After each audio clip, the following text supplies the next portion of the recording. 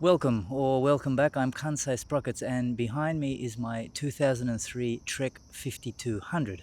I am the original owner, and I'd like to throw the question out there: is this a piece of cycling history or junk? Let's have a look. Because Armstrong is toying with the top names of the cycling world. He left them and they knew he was going because they couldn't even raise the pedal length. Now he spins it straight past Santiago Botero and he's coming up to Pantani. Let's go back to the sporting world in 2003 for a moment. It was 18-year-old Ronaldo's debut for Man U. Agassi wins his 8th and final Grand Slam at the Australian Open. And Jordan's final game with the Wizards and retirement from the NBA. Oh, and one more honorable mention. Schwarzenegger becomes the governor of California. Sorry, I've always wanted to say that. Then there was the 90th Tour de France, which, as we know, was wiped from the record between the years of 1999 to 2005. Whatever your feelings on Armstrong, was it fair that the manufacturers were stripped of their victories as well?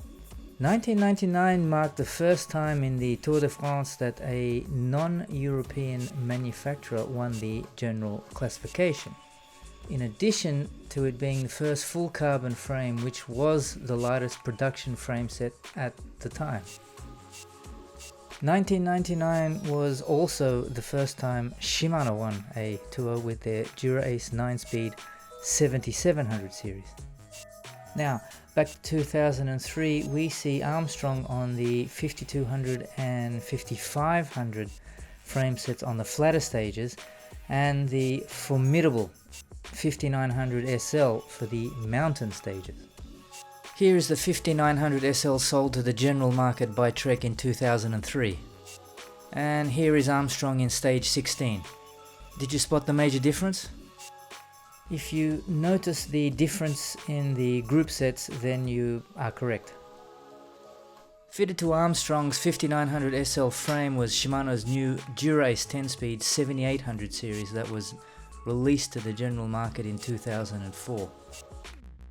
Other noticeable difference in the general market 5900 SL was the inclusion of the left-hand STI lever, which, as you may or may not be aware of, Armstrong never used, instead favouring a 7700 lever and downshifter combination to save weight on his mountain stage bikes throughout his tenure with US Postal and Discovery Channel teams.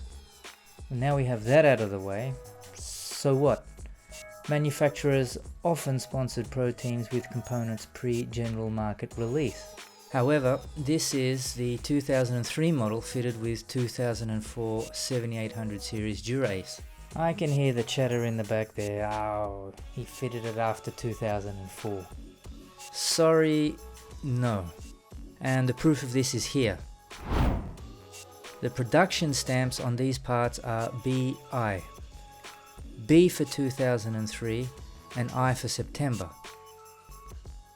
So, how was I able to get 7800 series parts before they're released to the general market? Well, actually it's simple. I was a mechanic for Shimano at the time. This also allowed me to fit the BR 7700 lever and downshifter combination as well.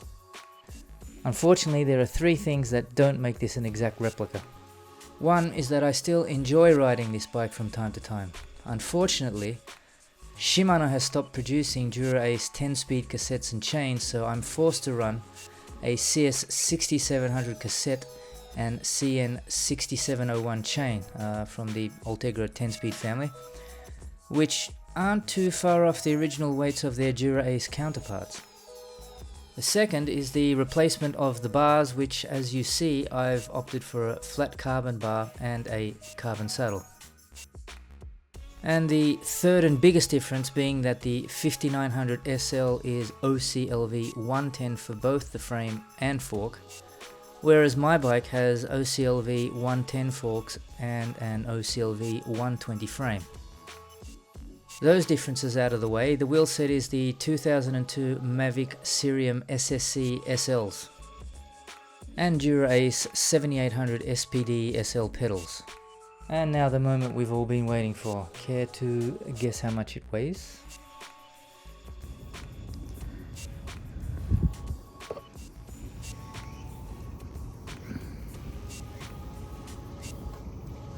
.17 kilos. Not bad for a 21-year-old bike, I hope you agree. So, classic or outdated junk? I'd love to hear your thoughts in the comments. Please check out the bike in action here. Thanks for watching and happy biking.